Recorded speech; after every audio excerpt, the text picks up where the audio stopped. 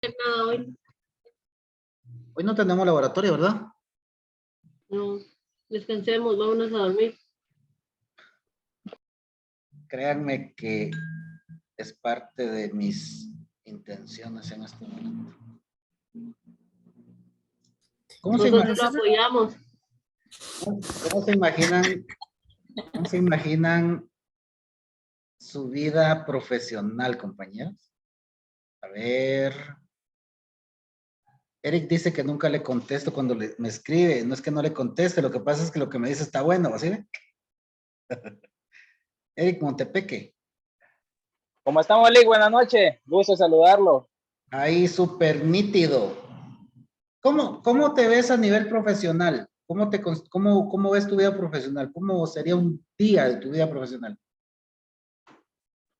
Como dice Lick, discúlpese, casi no le escucho. Viera que acá donde me encuentro son aguaceros, entonces por eso casi no lo escucho, pero ¿será que me puede volver a repetir? ¿Cómo te imaginas tu vida profesional? Un día de tu vida profesional, ¿cómo sería?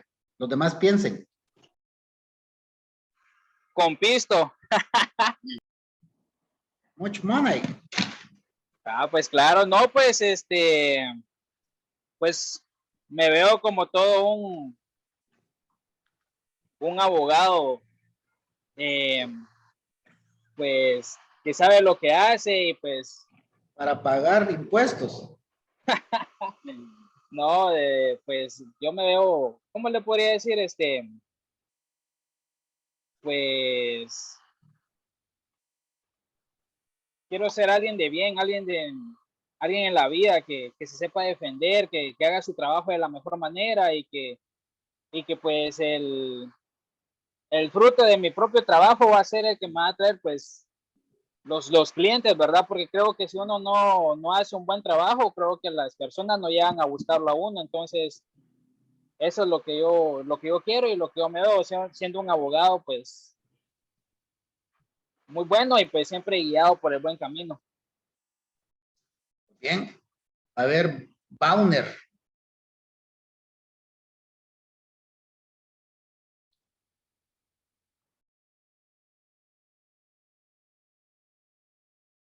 Bauder se escapó. Andrea Lisset. Buenas noches, licenciado. Hola, buenas noches. ¿Cómo se Ay, imagina un día? Solo un día, uno. pues en resumidas cuentas, me imagino siendo mi propia jefa, siento que es algo que muchos aspiramos. Yo ya me debo 2 meses de sueldo. No me pagué aguinaldo. Ay, Dios. Era el aguinaldo del local, entonces ni modo, el señor no me iba a esperar, ¿va? Bueno, esa parte sí es mala. Ah, bueno, siendo su propia jefe. Sí, Ustedes saben que cada caso que nosotros tomamos es un jefe distinto. Y el que más friega es el que menos paga.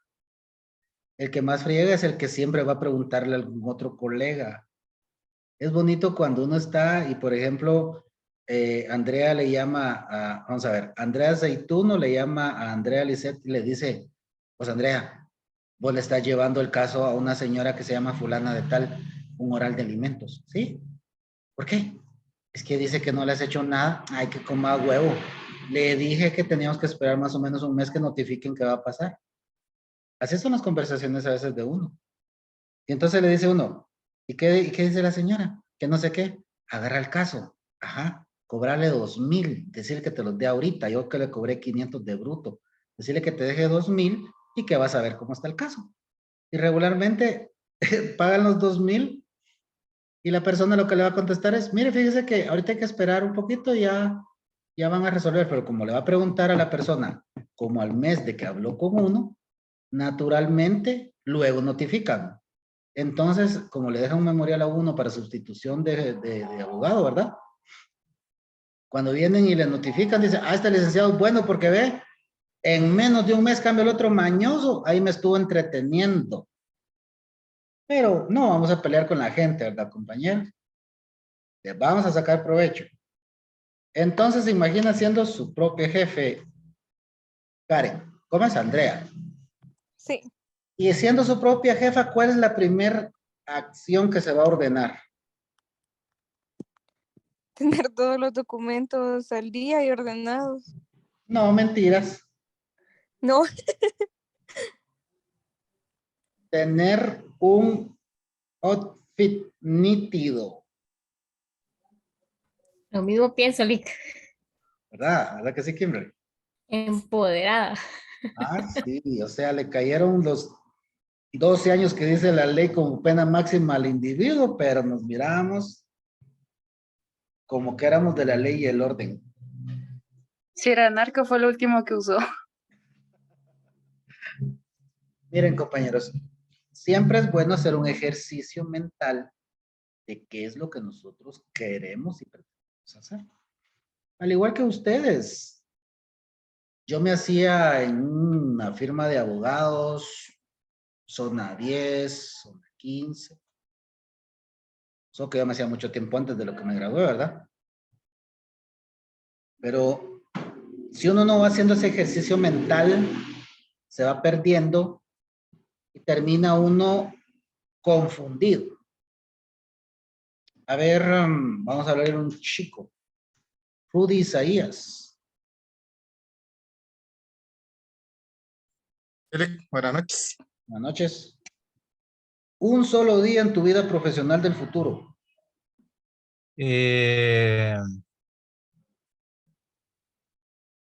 Disfrutar de mi trabajo. Yo considero que si uno disfruta, pues lo hace de la mejor manera. ¿Ah? Sí. Yo considero a la larga, pues he tenido la satisfacción de trabajar en lo que siempre he querido, en lo que me ha gustado, ¿verdad? Entonces, yo creo que Seguir uno hace las disfrutando. cosas de buena manera y da lo mejor de uno, ¿eh? Muy bien. Flor de María.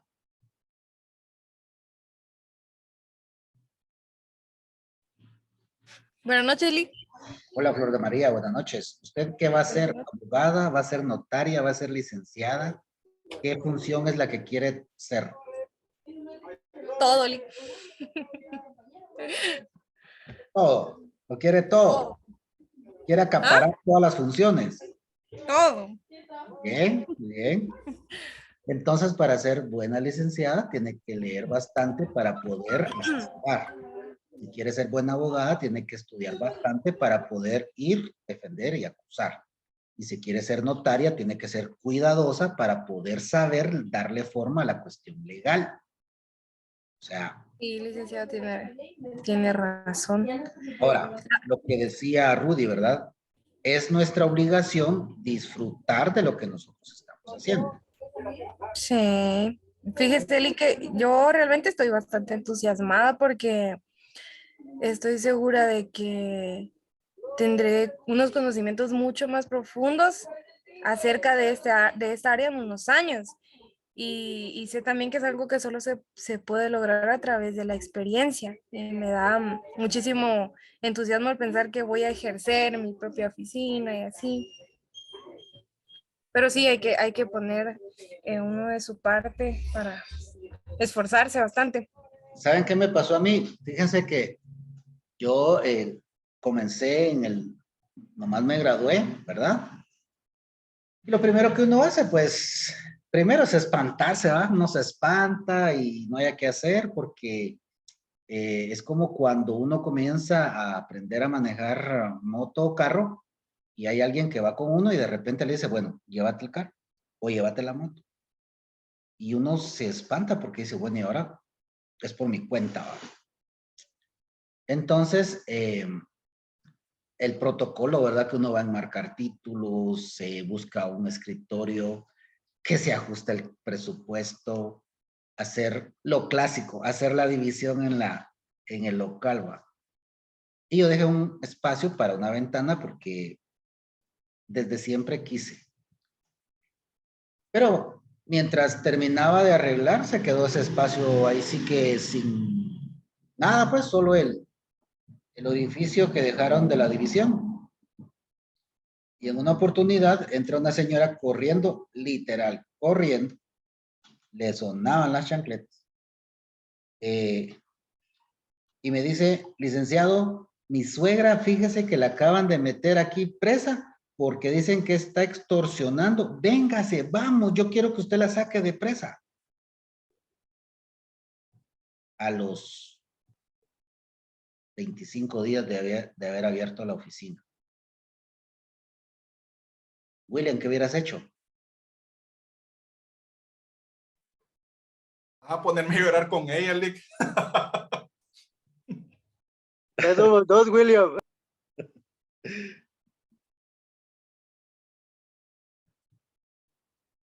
Sí, pues. No, pues la verdad, tal vez buscar el apoyo de alguien, ¿va? Cabal. Preguntar, porque hay cosas de que, por ejemplo, uno tal vez tiene lo teórico, pero en la práctica se hace el maestro, ¿no? Exacto, muy bien. Benjamín, ¿qué hubieras hecho? Quizás en ese momento, Lick, paralizado y sin saber qué hacer. Pues fíjense ustedes que vengo yo y me levanté, pero me levanté más por una necesidad de reaccionar y decir, bueno, ¿qué voy a hacer, verdad? Me levanté y le dije, no se preocupe. Ahorita vamos a ver qué hacemos. Cuando me dice, usted no es, yo no soy qué, usted no es el licenciado que estaba aquí, eres alto. Usted me habla del licenciado fulano de tal. Sí, es que con él hicimos una escritura. Créanme que yo sentí una tranquilidad tan bonita. No se preocupe, agarra el teléfono. Mira, fíjate que tenés un cliente aquí que dice que hay un problema de extorsión de un familiar y necesita hablar con tu persona. Pero vino a buscarte aquí porque como aquí estaba vos antes, ¿va? Decirle que yo voy a llegar ahorita ahí a la puerta del presidio, que se vaya para ahí. Créanme que me sentí tranquilo. Porque me quité un peso de encima. Ahora, ¿qué es lo que yo les aconsejo a ustedes que hagan, que nunca me aconsejaron y que deben de hacer? Primero, cuando llegue alguien así, pasarlo adelante y sentarlo, darle un vaso de agua, decirle, mire pues, espéreme, cuénteme, ¿qué pasó? Es que fíjese que mi suegra la fueron a traer, que porque dicen que es extorsionista, y mi suegra no es. Entonces, vamos por pasos. Llegó la policía, hicieron un proceso, entraron a la casa de su suegra, le dijeron, usted es fulano de tal, le dijeron, véngase, y está aquí. Ok. No tenga pena. Déjeme el nombre de su suegra. No cargará el dato de PI o algo más. Bueno, ¿dónde vivía? ¿A qué horas fue? Con esa información, lo primerito que hay que hacer es ir, ¿verdad? Y buscar las razones por las cuales se está haciendo el proceso. Yo les aconsejaría que fueran, si bien al juzgado, o buscar apoyo con la policía. Ahora, miren, hoy hicieron un proceso, un procedimiento en tal lugar, y saber en qué consiste. Ustedes ya van más informados, ya con la información se van al presidio, ingresan, piden hablar con la señora, o si no se puede y la familia les dice, de una vez se apersonan, ¿verdad? Porque a veces no le dan información en un juzgado. Se apersona, dice, mira, yo soy abogado de la señora fulana tal y quisiera ver, ¿verdad? Las primeras diligencias, se llama. Esa comienza a ver cuándo los van a escuchar, la primera declaración, ya uno viene y le dice a la señora, mire, no vaya a decir nada, no opine, no diga nada, cállese, vamos a ver primero qué consiste, porque posiblemente sea un error, y si no es un error, pues hay que ver las circunstancias bajo las cuales usted está involucrada en este proceso. Nunca debe declarar su cliente, nunca. Se van y ya eso les va a ustedes soltando los nervios, y como bien dice William, en el camino 2, 3 llamaditas a varios cuates, que puede ser de dos formas, que les apoyen o trabajan juntos el proceso. Pero quedarse uno así en shock, aparte que es mala seña para el cliente, para uno mismo también, ¿verdad? Pero les cuento lo que me pasó porque para que no les pase. Entonces, un día normal puede ser, dentro de esta noble profesión, no hacer nada. Platicar con los amigos, ir a dejar un documentito por ahí a algún juzgado, leer alguna resolución a favor o en contra. Día normal, pues es relativamente, la mayoría de días son relativamente monótonos. Porque con el tiempo hacer una escritura compraventa, hacer una escritura de promesa, una escritura o un acta de matrimonio, prepararla para el próximo fin de semana, hacer el aviso del matrimonio que celebré el fin de semana pasado, hacer los avisos de las legalizaciones de firmas de traspaso de vehículos, ir a, así como ahorita, hoy se puede uno conectar al sistema de SAT y hacer los avisos de los traspasos que se hicieron el mes pasado. Yo mañana tengo revisión de protocolo. Hace un año, o el año pasado, perdón, me hicieron revisión. Yo estaba súper así. Ya no, yo sé que si hay algún error, pues se puede enmendar.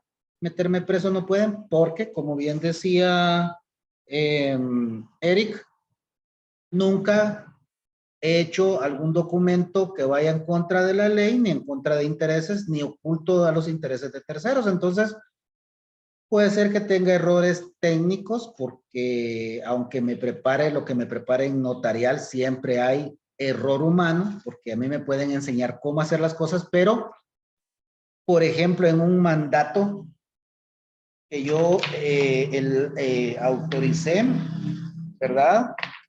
Voy a colocar esto, compañeros, que estoy visitando. En un mandato que yo, que me pidieron, me dieron el honor de hacerlo, de faccionarlo y todo, se dio la cuestión de que yo redacté los datos personales, ¿verdad? Del mandante, pero en los datos personales de la mandataria, se me olvidó colocarle, no revisé y no le coloqué la profesión. Entonces, quien revisa esto en el archivo, puntualmente me mandó a ampliar la escritura. Y se amplió en el sentido de que ahí sí que es malo colocar errores involuntarios, porque el error es un error. Y no existe error involuntario. Lo que sí existe son omisiones. Lo que sí existen son falta de cumplimiento de la norma, porque la ley dice que se deberá identificar con nombre, edad, estado civil, profesión, oficio y todo eso, ¿verdad? Entonces hay una omisión, no es un error, porque al decir yo, por un error involuntario no consigné, estoy diciendo que yo cometo errores y que los errores tienen consecuencias jurídicas. Porque en dado caso, en lo profesional, un error mío le viene a crear un conflicto al individuo.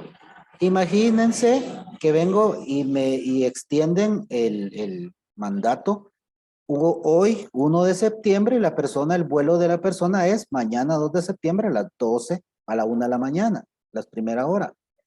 Y el mandato lo hacen en este momento, y vengo yo por la premura, no consigno ese dato, o no consigno algún dato esencial que obliga a las partes a estar presentes, porque en las ampliaciones pueden ser de dos formas. Unas que pueden ser por cuestiones no esenciales, donde el notario puede hacerlo por sí mismo, y hay otras donde debe convocar nuevamente a las partes para que éstas, ¿verdad?, le soliciten al notario que se haga esa ampliación.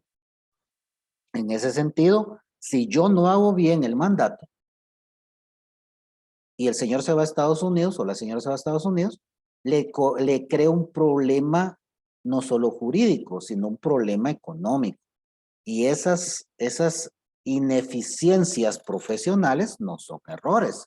Los errores son cuando uno tiene una creencia equivocada de algo, pero el profesional no puede tener una creencia equivocada, por ejemplo, de un memorial, porque para eso se está preparando.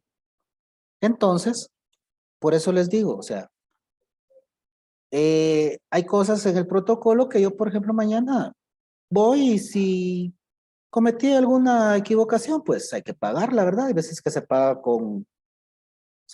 con dinero, con trámites, se paga con suspensiones o con la cárcel, va. Dice la ley quien consigne algo en protocolo que sea delito.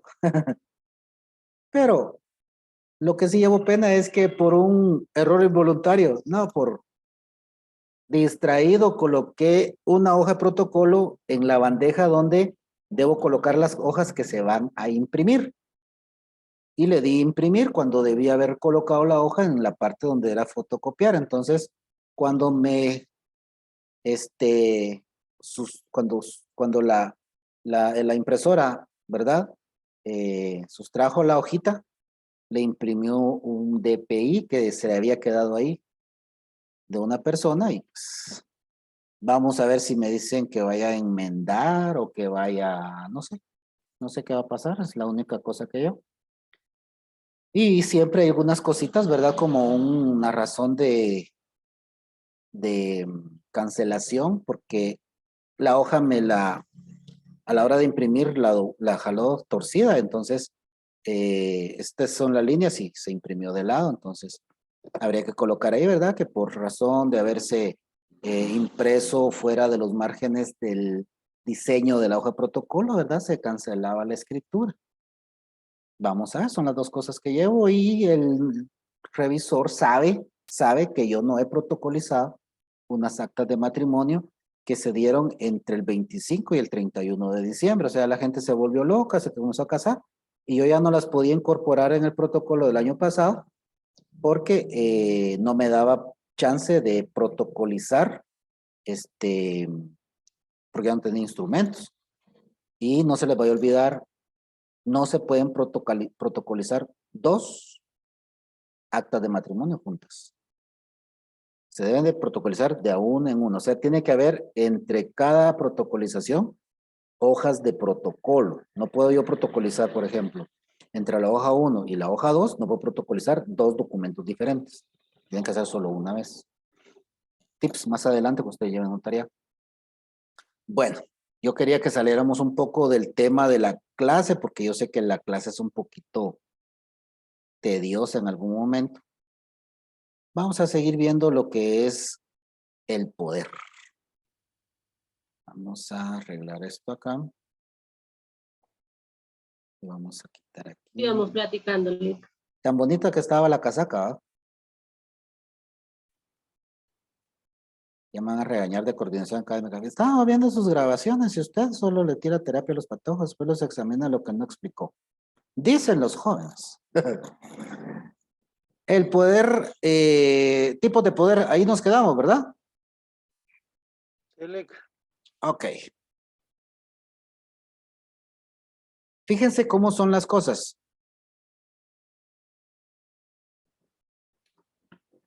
Son psicólogos los que hablan del poder. Y son 5 formas de poder. Y hoy por hoy son 6 formas de poder. Miremos. Coercitivo, que va desde la amenaza y el miedo. Y lo que quiere es ejercer el poder. O sea, lo que se pretende es que las personas ejecuten acciones. Cuando se hacen peticiones a los empleados bajo amenaza que perderán su empleo. Ese es un poder coercitivo. La ley es un poder coercitivo. El poder coercitivo también, permítame, compañero.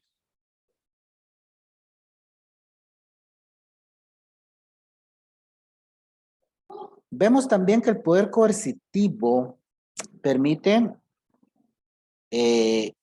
reglas dictatoriales cuando la población es obligada. O sea, las normas jurídicas, las normas, por lo menos en Guatemala, la mayoría son coercitivas. No es con base a diálogos, nada. Nosotros cuando sentimos se emitió una norma y hay que cumplir. Tenemos el poder de recompensa, que es el que se maneja muchísimo en las relaciones, tanto en las relaciones entre personas, ya sea amorosas, O también entre relaciones papás e hijos.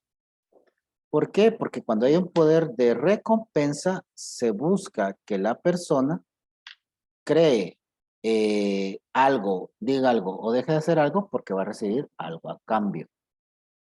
A los niños regularmente se les promete que si ellos hacen X o Y, van a tener un beneficio. Pero también se mezcla con el coercitivo, porque si no lo hacen, también van a tener un maleficio. Entonces, ese es el segundo poder. Tenemos entonces también que existe el poder de legitimidad. Fíjense que este poder es bastante especial. ¿Por qué? Porque se obtiene por designación o elección. Cuando alguien es legítimo. Les quiero preguntar algo. No, vamos a hacer una cosa. Hacer una cosa. Hacer el cuadrito grande. Vamos a dejar de compartir. Unos minutitos. Enciendan sus cámaras, por favor.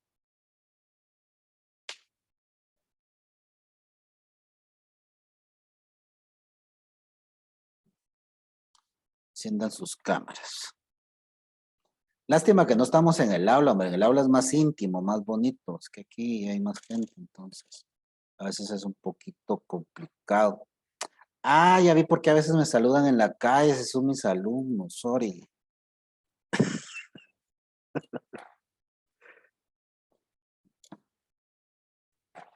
¿Ustedes creen que hay docentes que no son legítimos? Aquí entre nos. ¿Sienten ustedes que no hay legitimidad en algunos docentes? Que a veces no se siente como que no hay esa interacción, ¿verdad? Así como que no mucho le atina al curso. ¿Verdad que pasa? Hasta en sociología, yo sé. No me mientan. Hay momentos en los que yo también me confundo. Ese poder, el de legitimidad, es muy importante. Y ese poder es muy importante que nosotros tengamos. El poder de ser legítimos. Porque hay de dos formas. Se designa o se elige. Ustedes por designación van a ser notarias y notarios. Por designación. O sea, va a haber una autoridad que va a decir que Brandon Urrutia cumplió los requisitos legales y todo lo que ustedes quieran para optar al título de notario. Ahora bien, vendrá que también Natalie hizo todos los procesos para llegar a ser abogada. Y Andrea Lisset, licenciada en Ciencias Jurídicas. Pero la legitimidad, como decía hace un rato William, nos va a llegar cuando nosotros respaldemos el título con hechos y conocimientos. ¿Cómo lo vamos a lograr? Con mucho estudio, con mucha dedicación. Pero ¿saben qué es lo más importante para lograr tener legitimidad en nuestra profesión? Preguntando. Si ustedes no son preguntones, va a costar. Ustedes tienen que ser preguntones, caer mal. Si no caen mal por preguntar, están equivocados, compañeros, tienen que estudiar agronomía. Esa agronomía, las vacas no se les pregunta nada. Eso es zootecnia, ¿va? Miren cómo estoy de perdido. Pues. Vamos a zootecnia, ahí no. Porque si estudian trabajo social, ahí tienen que preguntar el triple todavía. Ahí es peor la cosa de preguntar. Entonces, debemos preguntar. El poder de legitimidad es importantísimo porque a través de la legitimidad yo voy a tener poder. ¿Cuál poder? El poder de decir, o la persona va a decir, es que el licenciado Eric sabe. Es que la licenciada Gabriela sabe. Es que la licenciada Flor de María, vieran que es buena para tal cosa. Nunca vamos a ser buenos para todo. Nunca. Podemos buscar ser competentes. Eso sí, les insto, debemos ser competentes. ¿Por qué creen ustedes o por qué consideran ustedes que yo les pido que seamos competentes y que no seamos buenos para todo. ¿Por qué? Porque como dijo el compañero, esto hay que disfrutarlo. Puede ser que a ustedes les encante la abogacía y no lleguen casos. Y solo les lleguen puros juicios de familia, solo pedir pisto. Ay, miren, mi marido no me da pisto. El papá de los niños no me da pisto. Y el hombre ni me lo reconoció. Tomos. Consejo sano, 500 pesos. Pidan 500 pesos. Memorial. Aunque sea, eso les va a quedar porque después los van a cambiar por otro abogado. 500 pesos. Y ahí yo sé que a Steffi le llegan a morir memoriales todos los días de esos. Y también ya de sustitución de abogados. Y llegan, fíjate que el licenciado no ha hecho nada. Si no es el licenciado. Las señoras oficiales están atosigadas de contenidos. La trabajadora social no llega, ni contesta el teléfono. Fíjense que tuve un caso ustedes que me dijo una señora, ay, me llamó una mujer del juzgado usted. Así, ¿qué le dijo? Que me va a llegar a juzgar la casa. Yo ya no quiero, me dijo. Le había llevado a la trabajadora social para llegarle a hacer estudio socioeconómico. Ya no quiero, me dijo, y no ven que se fue al juzgado a decir que ya no quería, pues, y no le cobré. Ahí está mi expediente, lo tengo así de frente, lo tengo, para no olvidarme. 500 quetzales por lo menos primer memorial. Que no se me olvide. Entonces, compañeros, el poder. A veces nosotros vemos y pensamos que esta profesión o este curso, mejor dicho, no tiene mucho que ver, ¿va? Pero créanme que sí. En muchas cosas tiene que ver. La legitimidad nosotros la vamos a lograr en la medida de que nosotros demostremos que estamos aptos, que somos lo suficientemente competentes. El poder de experto, la experticia o dominio de alguna habilidad. A ver, alguien a voluntad que me diga qué habilidad tiene para esta profesión, así, pelado, que me lo diga así, con sus palabras, yo soy pilas para tal cosa. A ver, y que por eso esta profesión le fascina. Somos buenos para alegar, Lick. Pues si no me alegan nada a mí, yo les pongo 0 a veces o 2 puntos y así. Quisiera saber por qué usted me puso un punto, Lick, disculpe. Licenciado, yo contesté todas las preguntas y usted por qué me puso un punto. Porque en todas puso casaca. Gracias. Así se tiene que hacer. El poder de experto. Cuando uno disfruta algo, fíjense que yo ahorita estoy en una etapa en donde estoy dando o estoy trabajando a puras asesorías. Y no me gusta.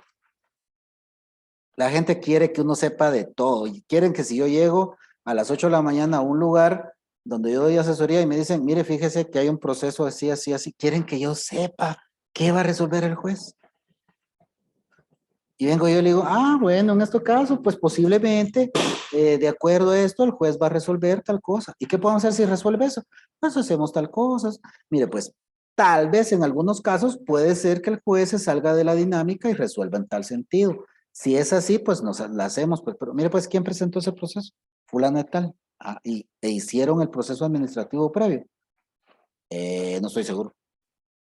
Pero sí le hicieron llamadas de atención. No sé, usted yo creo que sí. Bueno, entonces, páseme el expediente. No, es que lo tiene fulano. ¿Qué puedo asesorar? Llega otra persona y salgo de esa casaca y me voy a otro lugar y me dice, fíjese usted que vino la Contraloría y nos dejó estas recomendaciones. Yo no soy auditor. Yo soy abogado. Pero hay que hacer el trabajo. Hay que revisar, reviso los códigos, interpreto y digo, bueno, aquí la auditoría, aquí la Contraloría indica que se omitió esto, entonces posiblemente está cometiéndose tal cuestión. Para que nosotros, la Contraloría, nos tenga confianza, a partir de hoy debemos de hacer tales acciones, tal como aquí dice. Ustedes, bueno, entonces, el poder de experto es el que busca a la gente a través de nosotros y pretende que nosotros les resolvamos muchos problemas. Entonces, ¿cómo podemos llegar a tener el poder de experto? Está muy enlazado con el poder de legitimidad. El poder de legitimidad es porque yo soy legítimo, porque fui electo, o me otorgaron ese punto. Como por ejemplo un alcalde, su poder es legítimo porque él fue electo y le dieron una constancia donde él es una autoridad en el lugar donde él vive. Así, no es mentira lo del alcalde de Chinautla. Él es alcalde en Chinautla. Después no es nada. Ya, después es un ciudadano común y corriente, saliendo de Jalapa, el alcalde de Jalapa, no deja de tener su investidura, pero no tiene autoridad, no tiene poder. Es una organización, dice, en una organización que se esté haciendo su transición hacia el mundo digital, los expertos en tecnología influyen en decisiones relevantes. Fíjense que yo hoy por hoy tengo un bufete jurídico, un bufete virtual. Yo ahí publico, ahí me escriben, me llaman, platicamos con las personas de gratis a ustedes, porque algo hay que dar. Ellos ahí me preguntan cosas y en algunos casos pues han salido algunos procesos muy bonitos a través del mundo virtual. Pero la virtualidad da la desventaja de que uno puede ser que termine trabajando mucho y ganando poco. El poder de referente es el poder que se ejerce desde un grupo de individuos, ¿verdad? Que comparten intereses. De referente, pues son referencias. O sea, es cuando nosotros buscamos un modelo a seguir. Está el poder informativo, que no nos vamos a detener mucho. Dice que cuando French y Bertram ingresaron a esta categoría, es por la alta influencia en el colectivo. Pero ahora el acceso a la tecnología ha hecho que cualquier individuo pueda ejercer el poder.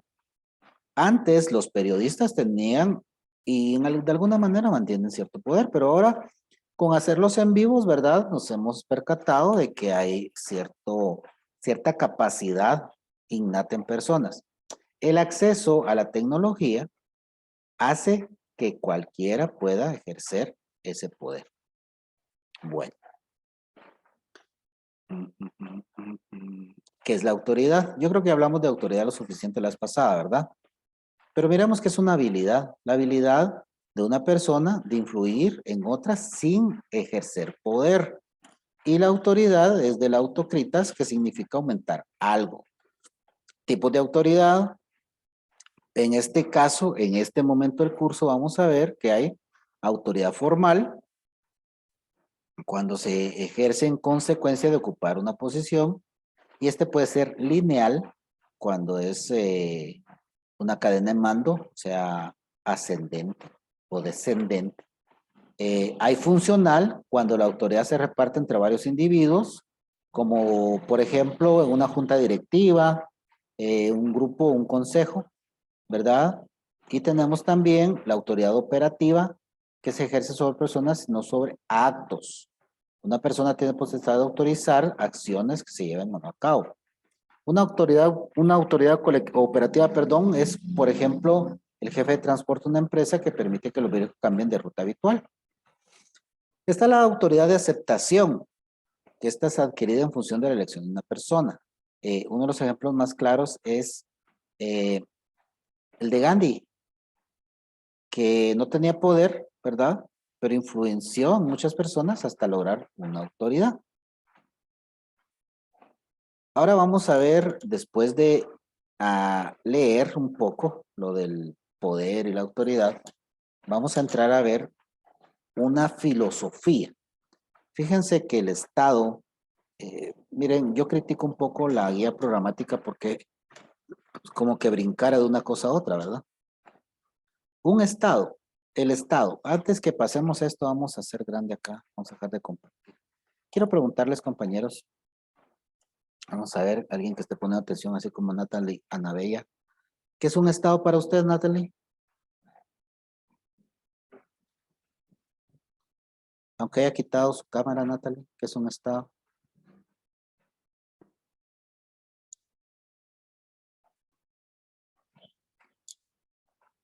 Se nos fue la Natalie bien.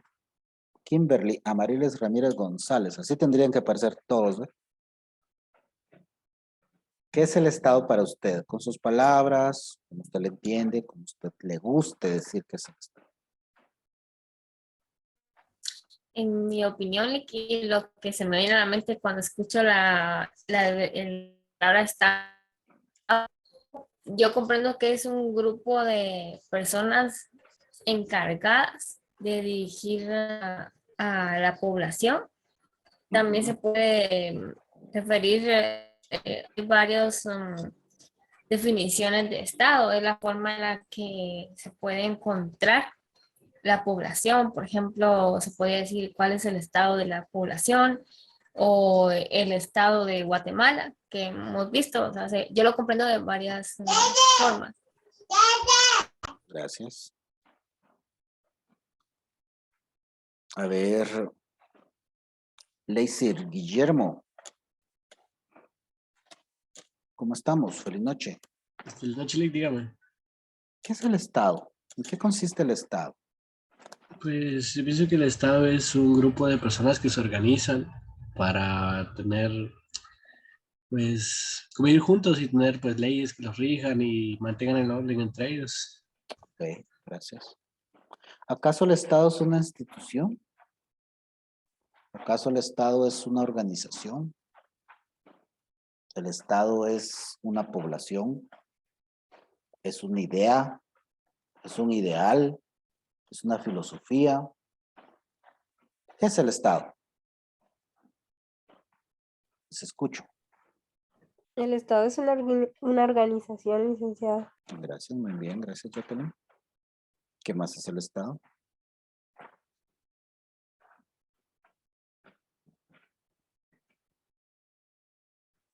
¿Qué más puede ser el Estado? Yo lo veo como la forma en que las personas que están en la sociedad se autogobiernan designando a personas que, pues, como dice, gobiernan y ejercen el poder, pero también de una forma jerárquica para que no se pasen. Muy bien. El Estado tiene diferentes matices. Cuando ustedes les pregunten qué es el Estado, o cuando ustedes les pregunten algo que ustedes no hayan que contestar, ustedes digan así, tiene diferentes matices, tiene diferentes puntos de vista, se puede ver desde diferentes ángulos. Así ustedes se oyen bonitos y a la vez dicen, chica, ¿cómo se han volvido? El Estado es una organización. El Estado es una institución. El Estado también es una infraestructura. También el Estado es una serie de instituciones, una serie de cuestiones. El Estado es una población. ¿Por qué? Ustedes ya vieron teoría del Estado, ¿no es cierto? ¿Verdad que ya vieron la teoría del Estado? En la teoría del Estado dice que para que un Estado exista, tiene que tener elementos. Díganme los elementos del Estado.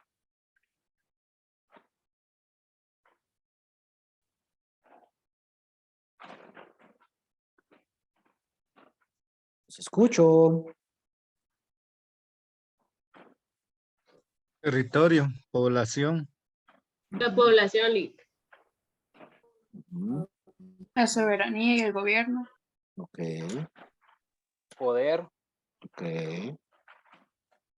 Pues todas esas manifestaciones deben de ir integradas en la definición de lo que es Estado.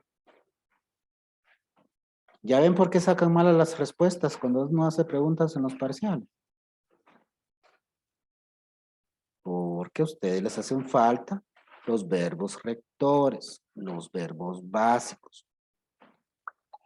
A veces me mandan puros telegramas. ¿Por qué el poder es qué es poder? Es ejercer dominio en otras personas. Y ya se acabó. Entonces, digo yo. Bueno. Entonces, el Estado es una serie de personas, o sea, es un grupo, un individuo. Es también un territorio. El Estado también está conformado por leyes. El Estado también tiene diferentes matices que lo hacen ser un Estado. Pero fíjense que también el Estado es un es un pensamiento, es una filosofía, es un deseo, una aspiración. Porque el Estado, al principio de los tiempos, no era Estado. Si recordamos que desde el principio, el Estado, o sea, las personas se organizaron en grupos y posteriormente se fueron incorporando leyes, normas y diferentes aspectos que le fueron dando características distintas. Y luego se forma lo que es el Estado y luego surge lo que es el gobierno. A veces nosotros tendemos a pensar entre gobierno y Estado y gobierno, ¿verdad? Pero el gobierno es quien administra el Estado, quien administra la cosa pública. Y así podemos ver diferentes aspectos. Por eso es que tenemos que tener el cuidado de hacer correctamente las definiciones. Las definiciones que permitan dar respuestas correctas. No basta con que nosotros queramos dar una respuesta. Tenemos que buscar la respuesta más apropiada. Vamos a ver. Sigamos viendo aquí la presentación.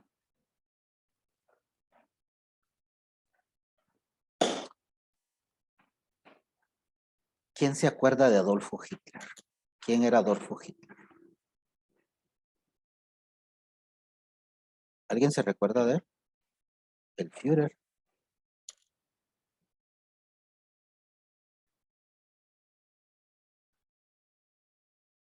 ¿Quién era Adolfo Hitler?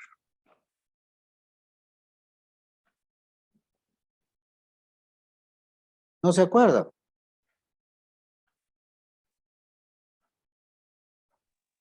Yo solo sé que pues, era un alemán, no sé mal, y que fue una persona despiadada, la cual asesinó a muchas personas. Nada más, la verdad no sé mucho.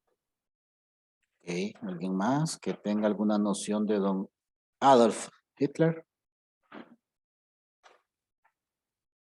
Yo creo que por él empezó la Segunda Guerra Mundial. Bien. Uno de los, o quien concibió la Segunda Guerra Mundial.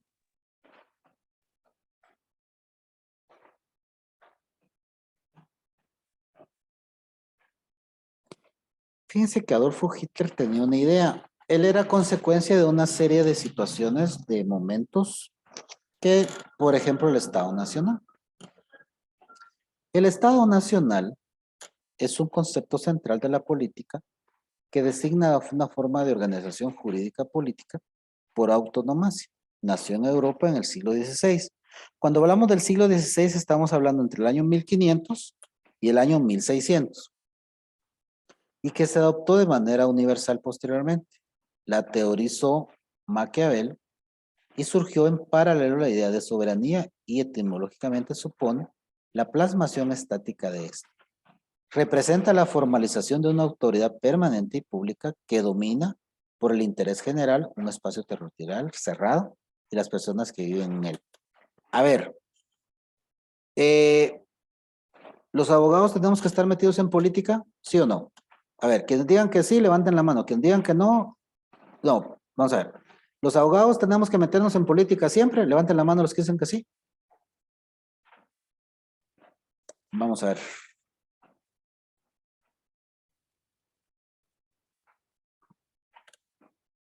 Ninguno. O sea que no tenemos que meter en política. Vamos a hacer al revés. Levanten la mano los que consideran que los abogados no se deben andar metiendo en política.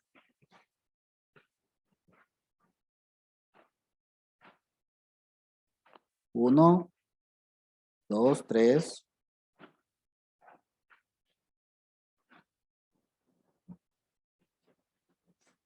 ¿Y los indecisos qué pasó? No, aquí no se valen votos nulos, o sí o no.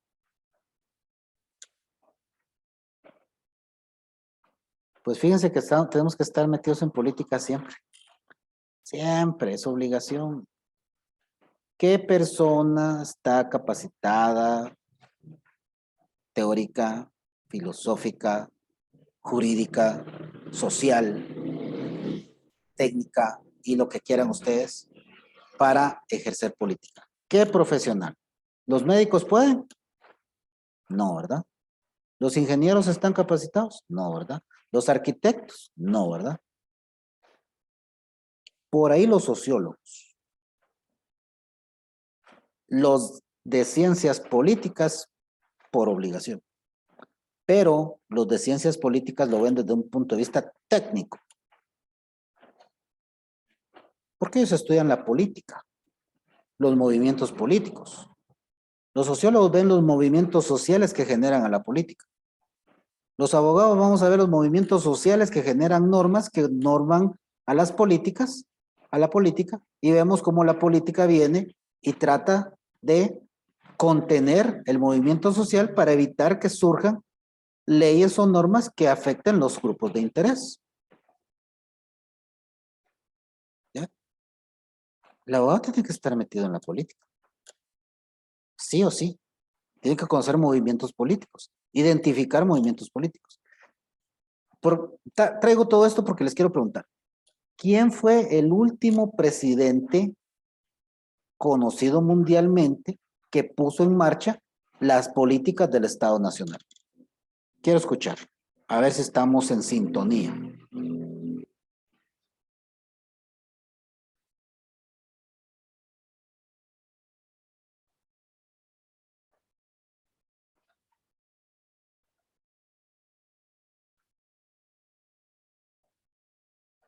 ¿No saben? Si no saben, díganme. No sabemos, díganos, ya que se la lleva tan pilas. Yo no sé, Lick. No sabemos, Lick. Tampoco, Lick. Don Donald.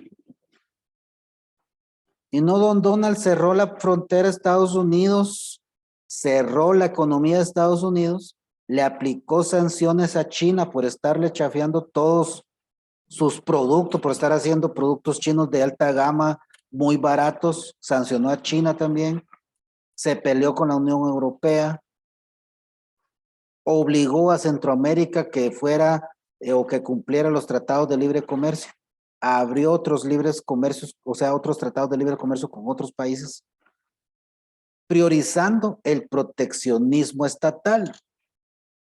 El gobierno de Donald Trump es una de las manifestaciones más claras de los últimos tiempos de un Estado nacional, donde él exigió que la soberanía de Estados Unidos y el poder bélico, político y económico que tiene Estados Unidos sea aplicado y obligado, o que obliga a la gente, a los países, a hacer lo que él dice.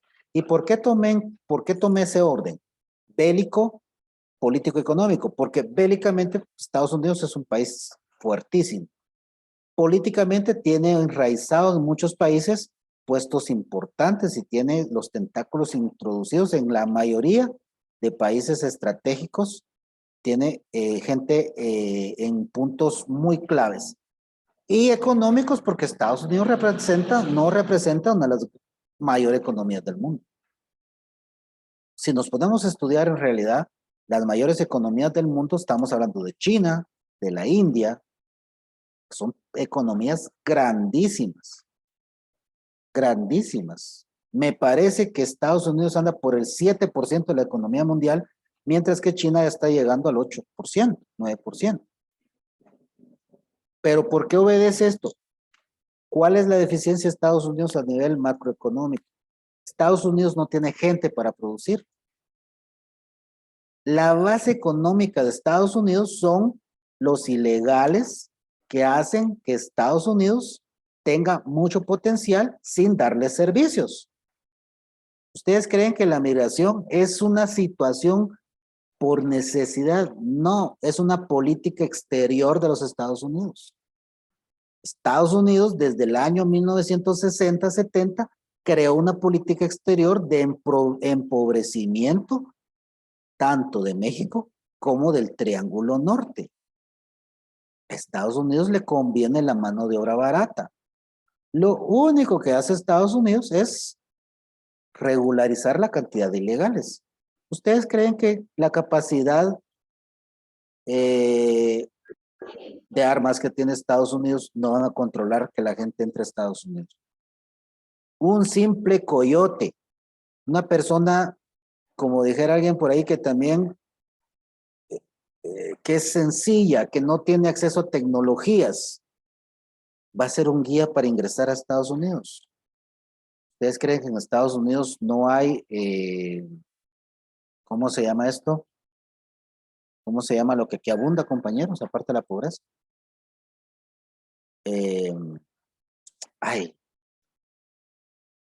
Eso que contra todos estamos contra eso, hombre, pues, que se roban el piso y todo, se me olvidó ahorita la palabrita.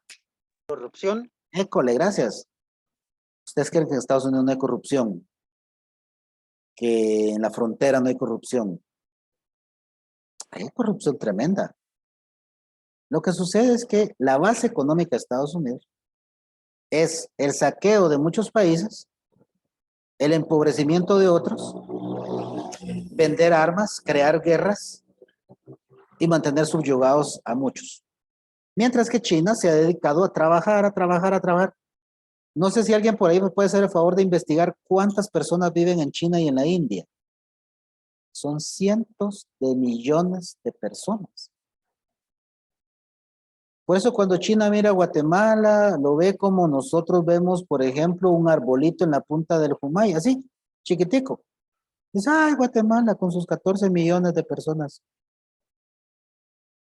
Cuando Rusia dijo Yamatei que podía darle todo el apoyo que quisiera, ¿cómo se llama? Ucrania. Yo digo que este señor, el presidente de Rusia, se devanaba en su casa de la risa. ¿Cómo va a creer que Guatemala? ¿Qué va a ofrecer Guatemala? Si no tienen ni aviones de entrenamiento. Entonces, el Estado Nacional es algo que se ha practicado desde hace más de 500 años. Este existe, subsiste y va a subsistir porque es un Estado proteccionista. Rusia también ocupa una política de Estado Nacional. Ahora, salgamos de este punto. Acá nosotros vemos que frente al continuado y anárquico cambio social, el Estado supone la obediencia en la relación de dominación de unos hombres sobre otros y pone fin a una supuesta guerra civil. Dice Weber, es la asociación que dentro de unas fronteras espaciales reclama para sí el monopolio de la violencia legítima. Hablamos de legitimidad, de poder y de coerción y muchas cosas, ¿verdad? Ahora, en la manifestación de Estado se concentra todo esto. Se concentra la legitimidad porque le damos normas, elegimos a alguien para que nos norme y a la vez nos haga coerción sobre nosotros. El Estado es una comunidad política que se agrupa a una población en interacción social, es una institución jerárquica fundada sobre impuestos y leyes. ¿Por qué dice impuestos? Porque lo primero es la economía, leyes que regulan en este grupo humano. Se enfrenta, dice, esto se enfrenta al de sociedad civil, donde la noción es de que el gobierno es un aparato en el que residen poderes públicos y que se plasma en el ejército, la burocracia y la diplomacia exterior. Pero esto es lo que nosotros vemos. Realmente el Estado en sí mismo, es una serie de intereses permanentes de una organización y que no se limita como un gobierno a la dirección de un proceso político. Existen diferentes ideas de lo que es el Estado, sin embargo, compañeros, tendríamos que ver única y exclusivamente lo que es el Estado al final como una función que este Estado hace para poder normar nuestras vidas. Ya se han tenido diferentes manifestaciones como las monarquías, incluso hubieron estados religiosos, ¿verdad? Basados en orden divinos y si no recordemos pues siempre el tema de la Biblia, que ese es un estado teocrático. Los mismos indígenas en Guatemala tenían estados teocráticos. Pero lo interesante es que tenían estados teocráticos, pero la base o uno de los puntos más importantes de sus organizaciones estaba el ejército. Ok, dejemos esto de lado Y vayámonos al Estado Nacional. Los estados han de partir de la gestión de las competencias materiales con otros ámbitos públicos territoriales como regiones, organismos supranacionales. Hemos tenido también cuestiones neoliberales, en donde hay un dirigismo de la economía y donde hay una desregularización de mercados. Todo esto se retrocedió a partir de la pandemia y ahora hay más proteccionismo, porque realmente se dio lo que es una globalización. Por necesidad, muchas personas comenzaron por internet a comprar productos a nivel internacional que eran indispensables. El envío de encomiendas y todo eso que se mantuvo durante la pandemia permitió que la globalización a pequeña escala, pequeña gama se diera. Y hoy por hoy, pues muchas personas que hace unos 2 años tenían algún negocio muy limitado, les ha ido muy bien gracias a estas tendencias globalizadoras. Pero démonos cuenta, son tendencias globalizadoras que han venido de la necesidad de la población, no impuestos por el sistema económico o por las normativas internacionales. Aquí nos damos cuenta nosotros entonces que lo que nos han dicho al respecto no es verdad, porque el Estado, si bien es cierto, es un órgano de dominación, el Estado al final solo sirve para controlar a la sociedad. El Estado no es una entidad que hoy por hoy sirva para beneficio de las sociedades. O díganme ustedes, ¿han recibido algún beneficio real estatal o sentimos nosotros que es más el gasto que hacemos en el Estado y que realmente no complementa, no hace que sintamos una satisfacción de mantener a ese Estado totalmente convertido en una serie de factores que no nos dan a nosotros ningún beneficio? El Estado en realidad hoy por hoy pienso que debería de reformarse y buscar una alternativa de organización política. Pero para que nosotros nos introduzcamos un poco más en relación al Estado, leamos lo que dice en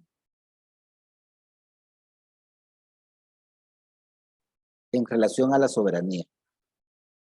Nosotros hemos hablado múltiples veces de la soberanía, pero cuando nos referimos al Estado, es indispensable la idea de soberanía.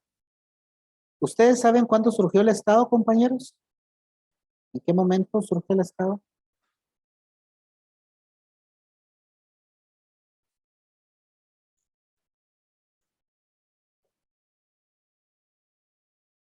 ¿No? ¿Cuándo surgiría el Estado? ¿En qué momento? Regresemos acá en las presentaciones. Tal vez aquí hay un chivo.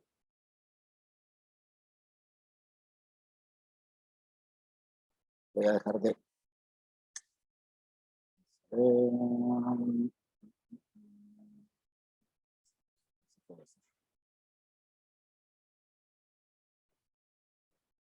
Lick, Hola. yo busqué y dice que el Estado surgió en Europa a partir del hundimiento del feudalismo. A través del feudalismo. Antes de eso no había Estado entonces.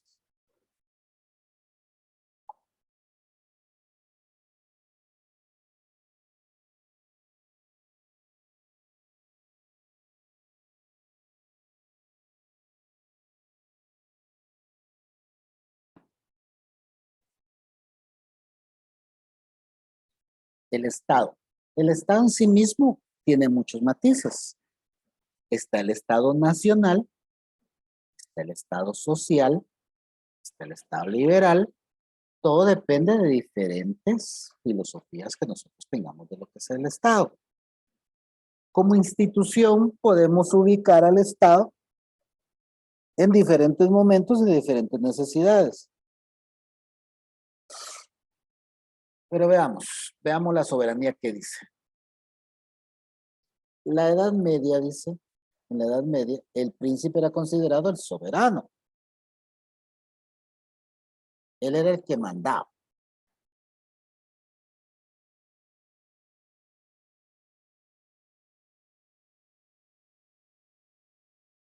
Pero cuando se dio lo del Estado en el siglo XVI, esta soberanía constituyó una característica esencial de ese Estado. Jorge Carpizo dice, el Estado Nacional nació con una característica antes no conocida, la idea de soberanía. ¿Y qué es la soberanía? Para ustedes, ¿qué es la soberanía, compañeros?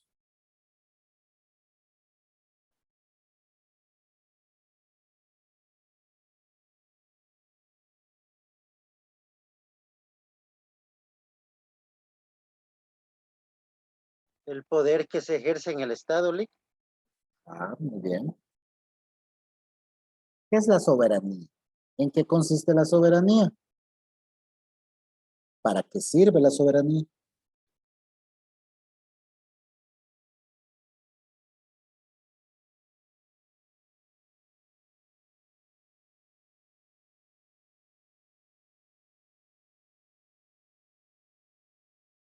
¿Para qué sirve la soberanía, compañeros?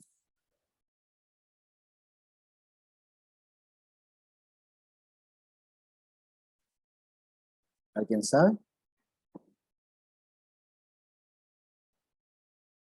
Si bien es cierto la ¿Qué soberanía. significa independencia? Ah, ok, gracias. La soberanía es una independencia. ¿Acaso la independencia? A ver, a mí me gusta verlos.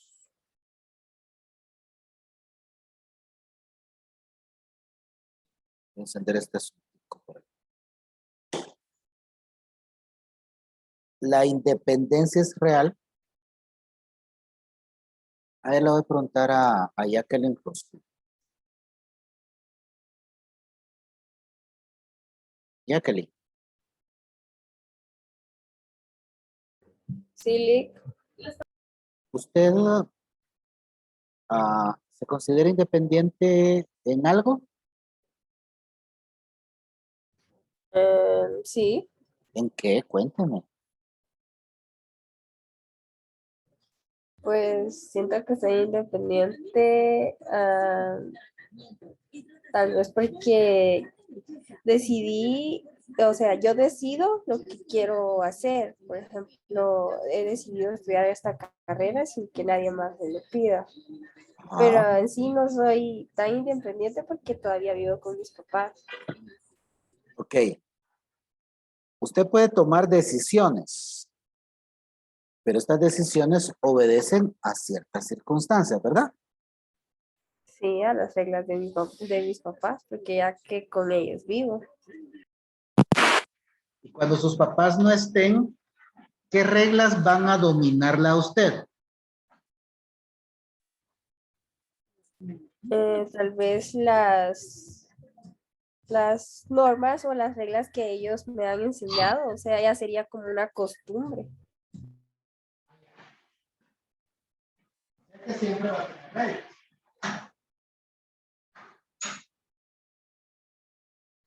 No se le escuchó lo que dijo. Fíjense que ese es el asunto. En esta hermosa vida que tenemos, hay muchas cosas que son aspiraciones. Una de las aspiraciones que tenemos es realmente esta idea de independencia, esta idea de soberanía, porque al final, como bien nos decía Jacqueline, habrá una serie de circunstancias que van a dominar lo que nosotros queremos hacer y muchas veces no lo vamos a hacer, no porque no podamos, sino porque van a haber factores, van a haber personas, van a haber situaciones que van a hacer que no salgan. ¿Y por qué no lo vamos a hacer?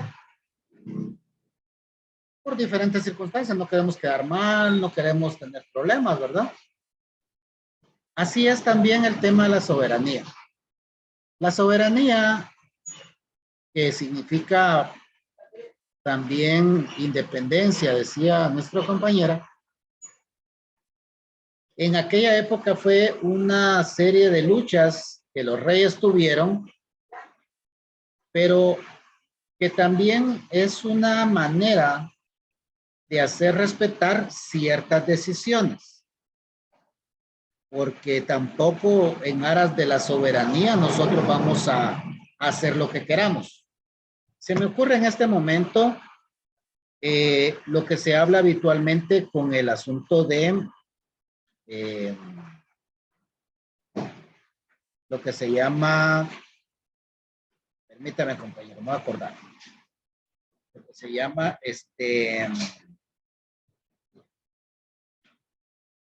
autonomía municipal. Las municipalidades son entes autónomos, pero ¿para qué son autónomos? ¿Alguien quiere decirme su punto de vista para qué son autónomos los entes, por ejemplo, la Universidad de San Carlos, las municipalidades, el Comité Olímpico? ¿Para qué son autónomos ellos? ¿Para qué creen ustedes que son autónomos? Para tomar sus propias decisiones, ¿le? Muy bien, para tomar sus propias decisiones. ¿Qué tipo de decisiones? Por ejemplo, la universidad, creo que en la forma que dan las clases, no sé, tal vez la cantidad que le pagan los docentes o algo, no sé. Muy bien. Licenciado, yo, si no estoy mal, la Universidad de San Carlos puede emitir leyes. Sus propias leyes y reglamentos. Ajá. Sí. ¿Yes? Pues fíjense que hay autonomía en el aspecto de la normativa interna, en el aspecto de la administración interna, en el aspecto de la autorregulación. Pero, por ejemplo, en lo que bien decía William, para verlo de cuestión de salarios,